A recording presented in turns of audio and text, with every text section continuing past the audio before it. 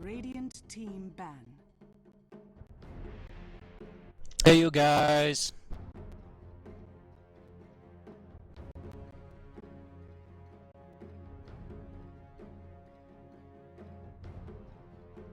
Ten seconds remaining. 5 seconds remaining.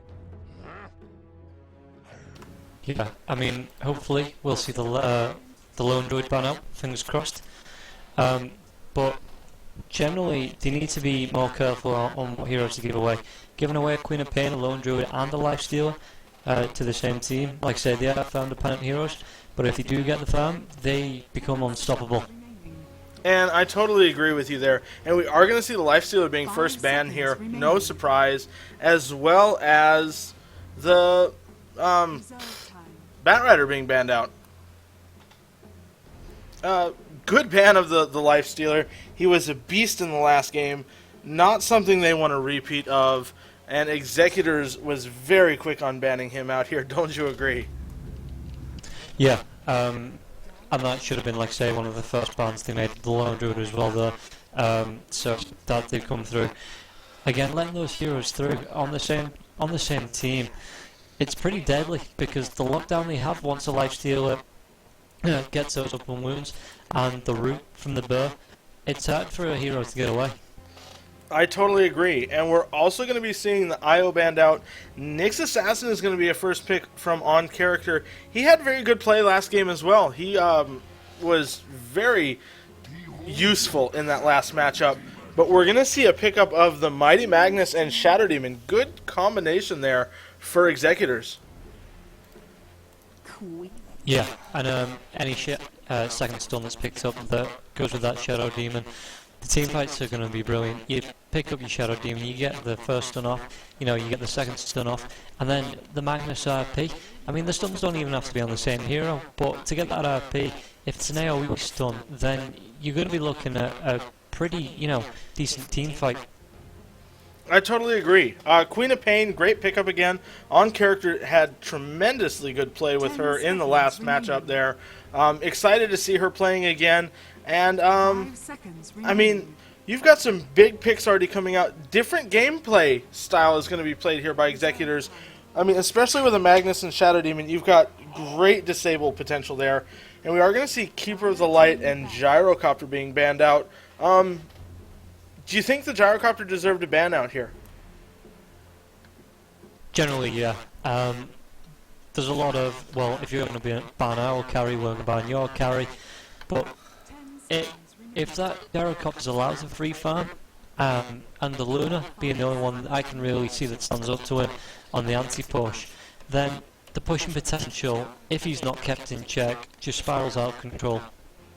I do agree with you there, and no surprise to see him banned out, especially without a Lifestealer to counter him. The Nature's Prophet's going to be banned out from Executors here. They're not going to want to pick him up, but they definitely don't want to be giving him away to on-character. That global teleport is huge, not just in team fights, but in split push potential. And we're actually going to see an Alchemist banned out here from on-character.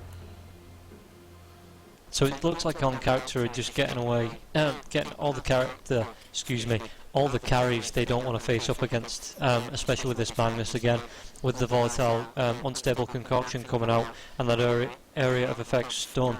It does make for a deadly combo if you can get a good RP off. I totally agree with you there, and we're going to see a Visage pickup by Executors. Visage, of course, tremendous play. He's had a phenomenal win rate as of recent, and he has good stun with those familiars, as well as just good slow. I mean, he's a good hero overall, and I can definitely understand why they're going to be picking up here in this matchup. Yeah, definitely. I mean, if you take a look at the Grave Chill, it's a 32% movement drain speed and a 64% attack speed drain. That's big. That basically says, well, you're not going to be able to run away, but you're not going to be able to attack us either. Right, and that definitely puts you in a bad position to be melted down very quickly by the other heroes of Executor. Not to mention, he has great damage potential once he gets his spells up and running. That Soul Assumption is a huge skill to be hit by. Yeah, especially early game, and especially on the supports. If you get down to about a quarter of your health and that soul assumption comes in around level 1, around level 2, then you're not going to be able to stand up to that. No, not at all. And it just shows the power of the Visage there. Weaver's going to be picked up here by on character. Good pickup. He has great survivability once he gets that time lapse. Do you think he's going to be able to stand up against the team that Executors is building, though? Well, I'd like to see a tri-lane versus tri-lane, especially if that's where they're going to be putting the Weaver. Especially with this Juggernaut pick up. Because if the ultimate comes out, then Weaver, he's not very tanky. You know, he does have that time lapse, but if the Juggernaut gets level 6 before him and he does get the ulti off, then Weaver's just going to go down. Without a doubt. And yeah, Visage has a 60% win chance over the last month, and there is the Rubik pickup. Rubik, of course, a tremendous support. We saw some very good plays from him. He's definitely got some huge steals that he can pull out here. Magnus, of course, with that reverse polarity, even Shockwave, or I mean, if he pulls off the Demonic Purge steal from Shadow Demon, you could see yourself in a very bad position. That's not even including the Omni Slash. I mean, tremendous potential there with the Rubik. And we are going to see the final ban out for Executors is going to be the Darkseer. 10 seconds remaining. I mean, that Rubik can be a very scary Rubik late game. 5 seconds. Oh, he can, especially with the like you say, the spells he can steal. If he does take that Omni Slash, you know, it's going to be, what is it, 9 jumps, level 3, and it does between 175 and 250 damage. So if he steals that, gets it off on a Visage, gets it off on a Shadow Demon, it's going to be the same effect if the Juggernaut got it off. They're just not going to be able to stand up to it. And with the RP, especially if he gets a Blink Dagger, which I've seen a couple of Rubiks go when they get a bit more farm, and he can copy the way the Magnus initiates with the Blink RP, then it's not going to be great, again, because the Juggernaut, the Visage, the Shadow Demon, they're not strength heroes, the core items aren't strength, so they are building towards that armor, but the magic damage that's going to come out, it's going to be massive, especially if you can get an RP into that Sonic Wave. I agree, and I mean, even with the nerf from the RP in the recent 6.78, it still puts them in a great position because of the hold that it has. And I think this is a phenomenal pickup here of the Puck. The little fairy dragon that can has made it through the ban phase, and we've seen some exciting Puck play in our league so far. We had a Puck Dagon Blink Dagger combination that dominated the other day, and that was an exciting matchup. Do you think this Puck is going to be able to dominate just like the other Puck did? Probably not as much, but I do think that the Puck is a great pickup to counter the Queen of Pain, especially with the phase shift out. Any time that the Shadow Strike comes in, she can just phase shift out of it. I do agree, and the final pick is going to be that Luna. Luna, of course, tremendous in the late game. That Eclipse does such a tremendous amount of damage. And this is going to be a good matchup, again, between Executors and On Character. I'm definitely excited to see how this is going to end up. I was sitting on the edge of my seat last match, and I'm sure you guys were as well. I'm going to go through the lineup real quick here. We've got Lost Style on the Queen of Pain. On Rubik, we're going to have the Light Bearer again. We're going to see on the Luna is going to be played by... What does that say? Batarik. The purple is quite hard to read. Yes, it is. Batarik. We've got OC Scene 4K on Weaver. And... oh, there's that fun name. We're going to call him Viscari on the Nyx Assassin. Shoutouts coming out already. We have Bafik on the Magnus. We have Souls Hunter running on that Shadow Demon. Mortal running on the Juggernaut. Visage is going to be Van Duken. And the Puck is going to be Thu. And it's definitely going to be an exciting matchup here. Thu's a great mid. And Puck is definitely my favorite mid hero. We are going to see the Shikuchi already coming out from Weaver. He was caught out being found by the puck very early on. I mean, we've got a very good lineup, very good potential. Who do you think is going to take this? I mean, late game, Luna has tremendous potential, even over the Juggernaut, I'd say, especially for pushing those lanes. Well, again, if you allow that Luna to farm, I think the Juggernaut, he builds very well in the beginning. Or it's the same with Royal Cows, really, but especially with the Juggernaut, I like to play that Juggernaut. If you can get him built, if you can get a Yasha, a Drums, you know, the phase boots, and just that initial damage with the spin especially, it's a lot of burst, and there's not many heroes, especially on a character, that'll be able to stand up to that. But again, with the Luna, if you let her get firm and you let her get these Moonglaves, then she's just going to be able to push, and there's not a lot you can do to stand up to her. That she'll be able to go in, take down your creep wave, and if she's doing it under the tower, she's going to be taking down your tower as well. Oh, I totally agree. Those glaives do so much damage to, I mean, to towers especially, but to heroes as well, and they're not something to laugh at late game. No, they're not. The Magnus is gone into the jungle. The Dire's top tower is doing its best. Really? We've got a jungling Magnus here. Do you think he's going to be headed back to a lane, or do you think he's going to be staying in jungle? I think he's going to have to get a few levels up, maybe level 2 or 3, so we can get the skewer and the shockwave as well before he even tries to go back into the lane, especially with him being a melee hero up against a ranged carry. Well, and especially when you have someone like a Rubik in lane. Rubik is a very good support, not to mention you've got that Impale out from the Nyx Assassin. There's a lot of disable already available to this tri-lane on bottom, so no surprise to see him playing in the jungle to get some levels. And we're going to see the Weaver coming up top, trying to steal as much of that creep wave, or the neutral camp, as they can from the Visage there. And he's just being phased out of this lane. The Visage is saying, okay, we can one-on-one, but there's not going to be a lot you can do up against me because I have 2 heroes sitting behind me. If things get dire, pardon the pun, they're just going to come in and wipe the floor with you. Well, not to mention the fact that Visage is just a tankier hero than someone like your Weaver. Weaver does not have a tanky aspect to him. His big survivability comes from his Shikuchi and his time-lapse, but he doesn't get time-lapse till level 6. So, I mean, he's already down to just 1 salve in lane. He has been harassed, and that's exactly what the Visage wants him to do, is just be harassed out of lane, not being able to get that experience that he needs. Yeah, and it's good play by the Visage here.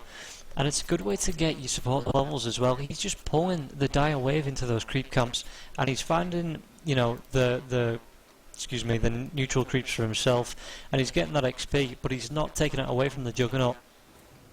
And we do have some damage coming out onto the Puck mid, but Puck, of course, with that phase shift, has tremendous survivability, even against the Queen of Pain. Yeah, and you do really have to be able to time that phase shift right to be able to avoid that Shadow Strike, especially when the phase shift's only level 1. Yeah, great pulling of the camps here by this Visage. I mean, he's using that creep wave, which not only makes it so that Weaver has nothing to come in and deal damage to, but Weaver's got to bring himself out into a semi-bad situation in order just to get to a point where he can get any experience from this lane. And yeah. The only thing he has going for him now is the Shikuchi. I mean, if the Grave Chill goes off and the Juggernaut feels like he can come in and he gets that spin off the Blade Fury, then it's going to be a lot of damage towards that Weaver. I agree. And we're definitely seeing just some harassment coming out to this tower already. The tower's down to about a 3rd health, and it looks like they're going to lose the tier 1 tower here at a little bit over the 4-minute mark. Yeah, and as you can see in the mid lane, this Queen of Pain's getting extremely aggressive on that Magnus. If it wasn't for the puck, it would have probably been first blood. And that just shows the potential that Puck gives to a lane. Puck is a tremendous hero, and he's one of my favorite heroes to watch. So I'm excited for this match here for sure. Dire's bottom tower is under. And I do think, like I say, the Puck is a great pickup against the Queen of Pain. He's got the orb, he's got the phase shift, so he can just get out, of that burst damage range. Similarly though, the Queen of Pain, if the Puck phase shifts wrong, and the Queen of Pain gets the blink and the scream and maybe the Shadow Strike in, it's gonna be dangerous. I agree, and we do see the tower up top is taken down to a little bit lower than half health. They're just keeping that Weaver pushed back. Not a lot that Weaver can do, especially when you have a combination of Shadow Demon, Visage, and Juggernaut. I mean, should he just... I don't know. What can he do at this point to try to get more CS? For the Radiant. Well, I think they need to keep the supports up here like they're doing now. They need to focus this trial lane onto the Weaver, let him get the farm, and keep the lanes even. Because, again, a Magnus up against a Luna, with the skewer is the only thing you really need to worry about. And even then, she's going to have this, she's going to have the Lucent Beam, and she's just going to have a Lunar Blessing, which gives her the bonus damage. So if this Magnus comes in close, he's going to get harassed down quite a lot. Oh, I totally agree. And, I mean, that's one thing about Luna. Luna can deal a tremendous amount of damage, and those Lucent Beams have a great little mini-stun there, which make you just not always ready to initiate. It definitely can make you second-guess yourself. One big thing to note is we do have very advanced wards coming out. They want to catch up that Shikuchi Dub Weaver, and, I mean, they don't want this Weaver getting any experience. They're doing a good job now that they've got the Rubik and Nyx Assassin in lane. Weaver's not as afraid to push up towards that creep wave. Yeah, and I think this stops the creep wave from being pulled down as well. Especially with 3 heroes, they wouldn't be afraid to dive the Juggernaut under his tower, with the creeps doing a lot of damage as well. I agree, and I mean, again, the potential that you have in a Rubik Nyx Assassin combination, even low level, that Impale is a huge stun. You've got the Telekinesis, which is also great. I mean, it's a great tri-lane there. It is, especially with the 2 range heroes. Just something to note, the Luna's picked up Hand of Midas now, so that's going to send their farm skyrocketing if they don't rotate anyone down here to try and shut her down. Yeah, and I mean, we do have the Illusion Rune up on the Queen of Pain. That's keeping the Puck very close to his tower. He doesn't want to get too far away, and I missed the first blood up top. Oh, Toby 2.0. Yeah, the spin came up from the Juggernaut, and the Nyx Assassin was close to getting away. But just that Soul Assumption came out from the Visage and took him down when he was on about 50 to 60 health. And that just shows the power of the Visage there. I mean, definitely a great hero pick. Yeah, definitely. Like you say, the supports on low health, they're not able to stand up to it, especially when that the radius is so big, and the cast range is massive as well. Oh yeah, you've got a 1375 cast radius. I mean, or an assumption radius to catch those. I mean, it's so huge. And I mean, one big thing to note is the Magnus is up top. It's definitely splitting the experience, but I mean, should he be down on bottom trying to keep this Luna from getting too big? Probably. I don't want to say for sure because, you know, we don't know how that would turn out. He might end up getting ganked, he might not. But I think at the least he should be sticking to the jungle and not to the camps around this tri-lane, because these supports, the Visage, they're going to need the levels, especially with the Shadow Demon as well. When you're going to want the disruption to be picking up levels, you know you're going to want to be, picking up the Demonic Purge just to be able to go for those ganks. Definitely. And I mean, one thing to note is you just can't let a Luna get too big. Luna is, I mean, just as effective at dealing damage as Lifestealer is if she gets her items. And we are going to see the disruption coming out in the trees, and we're going to see very quickly that Weaver drop. It just shows that he is not tanky enough to play if he's caught out. No. And there's a full 5 heroes mid now. You know, the Queen of Pain is just going to get picked off. Beautiful Dream Coil, by the way, from the Puck there. I mean, the little dragon who could is definitely a great hero. And we do see the familiars coming out on Visage there. Now he has a very reliable stun and a great amount of damage. I'd just like to point out as well that RP that went out, you know, it wasn't cancelled, it wasn't a fake. That went out after the Queen of Pain had died. Ouch. That's a 90-second cooldown. I mean, they are ahead 4-0. So, I mean, but the advantage is only about 250 advantage for the Radiant team right now in experience, and a little over 1,000 advantage, growing back up to 2,000 for the Radiant. I mean, it just shows that at 69 CS, that Luna's just getting bigger. She's sitting on bottom. That Hand of Midas is going to keep helping her grow in experience, grow in gold, and, I mean, she's going to be a problem. She is. Just going back to that RP, not only is it a 120-second cooldown, which stops the team fights, it stops the it's most of his mana. So if he's not got the bottle charges, he needs to go back to base to regenerate that mana to be even slightly effective. Definitely, and I mean, that's one thing that he has to be very careful of, is keeping his mana up, because he deals a good amount of damage, but most of his damage potential comes from that skewer, that shockwave, and that reverse polarity combination. Yeah, and he just needs to be careful of popping that too much, because it is going to take him away from the team fights. And more importantly, it's going to take him away from the farm, seeing as this Luna's just getting free farm. And, you know, if he wants to do anything about standing up to her, then he's going to need as much as he can get very early on. I definitely agree. I mean, and we're going to see that that's going to be something to keep an eye on. That Luna getting bigger and bigger. We saw it last matchup with the Life Stealer. If you just let him go too far and they're a whole item ahead of you, that can be a huge problem. And we do have a pickoff of the Queen of Pain there. Beautiful use of Visage's familiars. I mean, it just shows the potential that he has as a hero, especially once he gets that level 6. Oh yeah, the Queen of Pain, I don't know what she was doing. She was running up there blind, no ward sight. So the Magnus just waited for her to come up, popped the RP for the initial, stun. And then the Visage familiars, just with the stun of their own, just keeping her there until she died.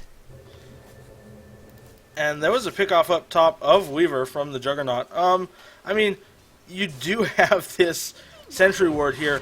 We do see the Queen of Pain blinking in, but I mean, with the Shadow Demon there, you're really not going to be able to take down that Juggernaut. Shadow Demon has all of his cooldowns except for his Demonic Purge up and running. He is a little low on mana, but doesn't mean he can't pull off that disruption.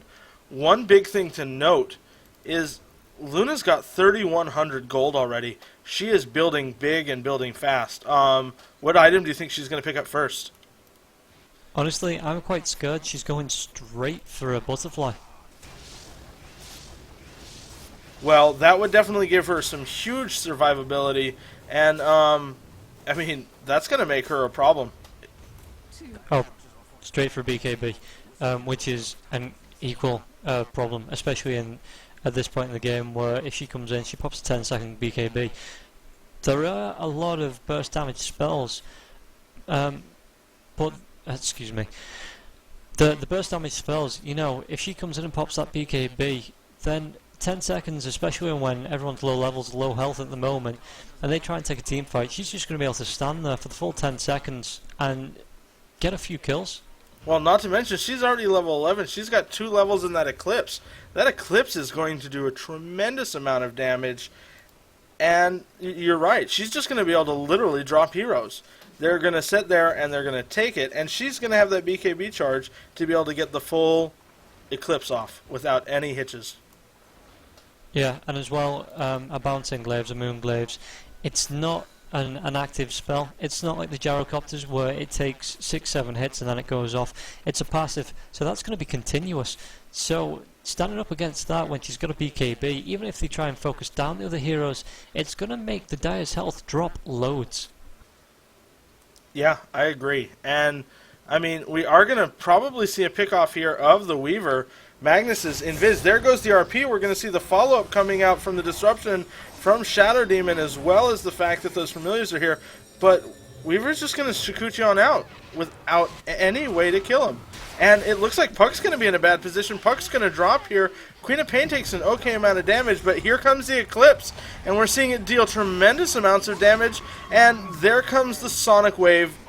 Rubik is going to be able to stay totally alive, and we see that not only did the Puck die, Visage died as well as Magnus. I mean, the only person left standing is that Juggernaut there.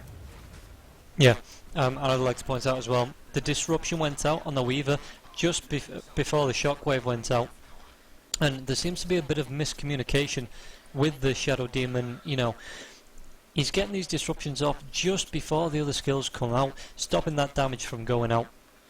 Yeah, and we do see the Rubik picked up his Blink Dagger.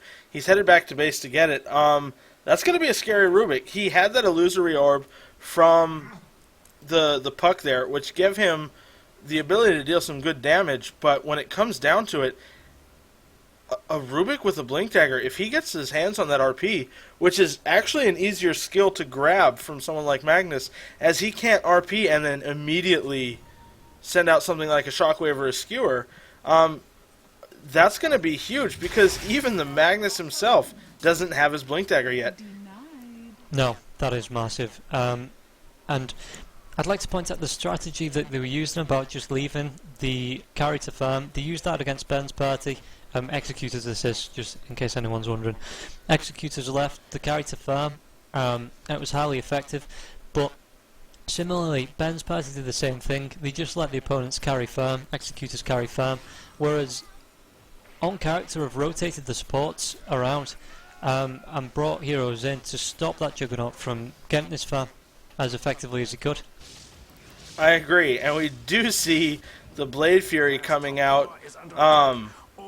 That's got to hurt. Yeah, and we see Botanic getting uncontested free farm for the first 15 minutes of both Game 1 and Game 2. That's huge. And it did work out to Executor's advantage against Ben's party, but, I mean, it did not work to their advantage in this last matchup. We do see the Battle Fury is finished on the Juggernaut.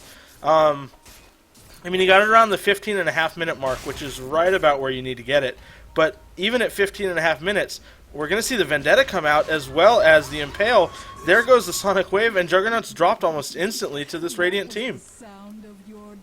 And that is big, especially seeing early game is going to be down for 30 seconds. I think what they need to be doing, Executors, is grouping up and looking for these ganks and just getting this Juggernaut as fed as they can. Beautiful, beautiful telekinesis of Rubik there. They were able to drop him almost as quickly as they dropped the Juggernaut. I mean, Magnus went down almost immediately. It was a beautiful blink into telekinesis, and it was beautifully done. Dire's middle tower now belongs to the Aegis. It was, and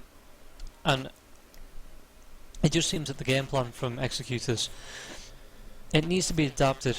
You know, the way they're playing, that's fine in the first game, because they kind of got outpicked, but they just need to be more aggressive like they were against Ben's party. Try and get these wards up around the Radiant Jungle and look for these ganks. I agree. And one thing to note was the Spike Carapace did come out on the Nyx Assassin during Magnus' Shockwave, and that's what set up the blink in from the Rubik, who was able to get that telekinesis, and they were able to follow it up and drop the Magnus there. So it was a beautiful play by that Spike Carapace as well. And they are going to smoke up now. This is what I've wanted to see, you know. Rotate bottom, rotate into the jungle, look for a hero on his own and pick him off. I agree, and that's exactly what they need to start doing. They have very aggressive play in the game against Ben's party, and they have the ability to come in and do what they need to do. But, I mean, they just have to be able to pick up that gank. And you can see the Luna hiding. She can see that there's no heroes, no enemies on the map, so she's just hiding there, staying out the way. Well, and one thing to note is we do have the Eagle Song up on the Luna here. Blink Dagger is going to be coming up on Puck, but, I mean, as we saw, the Rubik was very quick to pick up his Blink Dagger, and, I mean, an Eagle Song up on Luna means that she's almost to that butterfly, And once she gets a butterfly, I mean, are they going to be able to even contest her? Again, it looks like, and Juggernaut, an MKB on a Juggernaut, it's a good pickup. It gets the extra damage you want, but it just isn't. You know, if that isn't in his build, then it's money that he needs to spend somewhere else and putting off his actual build. I totally agree. And, I mean, we do see a Vendetta up Nyx Assassin here that's probably going to be a pickoff of Shadow Demon. Even with the teleport coming in, there's the Impale, but we're going to see him run off and get away due to the teleport in of both Magnus and Puck. Beautiful TPs there to come up and defend this. And they caught out the Rubik, who was hiding in the trees. He was hoping to be in a hidden spot. The Shadow Demon's still going to drop here to the Queen of Pain. And Rubik is surviving a long time in that tree line. He finally drops, but we're going to see a good amount of damage coming out to Nyx Assassin here as well. There comes the Dream Coil. The Blade Fury is going to come out. Nyx Assassin is going to drop to the Juggernaut. And I think that's a good play from the Juggernaut, not bursting, using that ultimate straight away. And even using the spin on the Nyx Assassin when he could have used the ultimate, it means he can save it now if they run, because they're at an advantage. Okay, it's only one hero that are advantage, but the Shadow Demon's back up. If he teleports top, there's 5 men, the familiars, and they can rotate, and if he uses that ultimate then he's going to do a lot of damage, and it could be the death of another 2 heroes. What a brave tower. I totally agree. If you look at the XP charts, though, it's going over 5,000 XP for the Radiant, and almost to the 10,000 mark for gold advantage for the Radiant.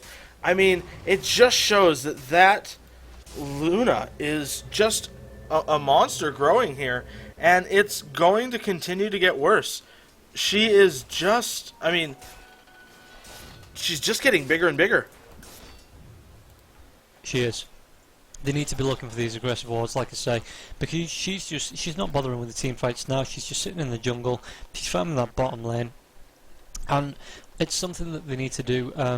The Dire Executors need to be putting those wards in the jungle just to spot her out. And there's a silence out on Puck. Queen of Pain drops Puck very quickly, and I mean, if we look, she's at 180 last hits. Luna is. She's doing amazingly. And, I mean, net worth, she's at 13,000 when Juggernaut's only at 7,800. I mean, it just shows. Yeah, on character are getting brave now. They know what they're doing. And the Queen of Pain being that deep into the Dire side and going for a solo gank, well, it's not madness, but it's pretty close. Well, one big thing to note is Luna is at level 16. Queen of Pain is at 13, and Juggernaut's at level 13. We still have a level 8 and 9. Level 8 for Shadow Demon, level 9 for Visage. I mean, when you've got a level 16 Luna on the map, that is a huge, scary hero. She's already got 3 points in her Eclipse. I mean, what do you do as Executors? They're ahead in kills, but Luna is just going to get scarier and scarier. What do you do at this point in time? I don't know. And if you see coming out on the courier, Luna's got a power treads and she's finished off a butterfly. Yeah, that's scary. Now, not only are they going to have the problem of her dealing more damage, having higher attack speed, but they're going to have a harder time hitting her. I mean, talk about scary. And if you think she goes in, she's got 35% evasion and a BKB, so no magical damage, and 1 in 3 attacks are going to miss. Yeah, that's tremendous, and it's exactly what I was talking about. The later this game goes, if that Luna gets her items, I mean, and you're going to see that Executors knows that they really can't leave their base. They know that if they push out too far, they're going to get picked off, and there is the Roche being taken down very quickly. I mean, what can Executors do at this point in time to come back? You know what? I'm stumped. No, They need to be looking, if you see the Sweavers in the mid lane while they were taking Roshan, they needed to be brave and push out, try and take that kill. It puts them at a one hero advantage, especially when they have this the sentry ward here to spot out when he goes into a Sakuchi. I agree, and you know, the easiest time would have been before the rest of the team came mid, especially since they didn't know that the ward was here. So I mean, we are going to see a spell steal come out from the Rubik, and I mean, it's going to be that healing ward. That's going to help them push the towers, and that's going to be a big pickup here. I mean, that's one thing you don't want to give these heroes, and that's the ability to get heal. At least it wasn't something like an Omni Slash, but it will help them push up to this tower, and most likely take the tower. Yeah, especially when 4 out of 5 heroes on the Radiant side are on character arranged. It lets them sit just that further back, bit further back, when the creep wave comes in. And the healing ward, it won't be in range to be hit down, to be, you know, taken out. So they're going to have that healing ward until it disappears like it's just done now. I totally agree. I mean, if you look, the tower ended on 76 health. We are going to see a beautiful Dream Coil coming out. A ton of damage is coming out, but you can hear the Omni Slash, and there's no... I mean, no one is dropping on the Radiant team. Luna just runs back into base, drops down the Shadow Demon, continues to take damage to the racks. We see the Magnus, even in the middle of his lift, he didn't even get lifted all the way before he was melted down. And there's the GG. Executors is just going to call it. They knew that the Luna was too big. Just far too big here. Yes. And again, it's not that they've been outplayed. Maybe the way that it's come, I wouldn't say they've been outdrafted, but they've not been effective in shutting that Luna down. And that's the carry. That's what you need to be putting your heroes on to doing, especially when, you know, you're going to be up, your Juggernaut's going to be on getting free farm on the top lane. Once that happens, rotate your spots down, look for that gank, and then rotate them back. Yeah, I mean, that Luna was just a very scary Luna, and it showed. Once she picked up her butterfly, they committed just about everything they had, and the team didn't even have to fall too far away from the base. They stuck around the base a couple of seconds, and they pushed right back into the base. They had no fear, and it showed. It did. And I think Executors needed to be a bit more brave early game. I do agree with you there. That was a great game. Game 2 is going to go to on character. So that is the last game in this best of 3 series. I do want to thank both teams for joining us today. Thank you for joining us on our league for Crosspoint Dota. You can follow us, of course, on Twitch. You can, of course, tune in and see us on YouTube at Crosspoint Dota. We're at Crosspoint Dota on Twitter as well. My name is Radnor. You can follow me on Twitch and Twitter at RadnorSW. And Rob, thank you for joining me here tonight as well. I was glad to be here. They were 2 great games. Again, you can follow me on Twitter at Robnrol, ROBNROL. And I'm looking forward to seeing the rest of this league develop. I definitely agree. Great matches. It's been a great league so far. I'm definitely looking forward to more games in the future, and I know all of you are as well. Thank you again for tuning in to Crosspoint Dota League, and have a good night.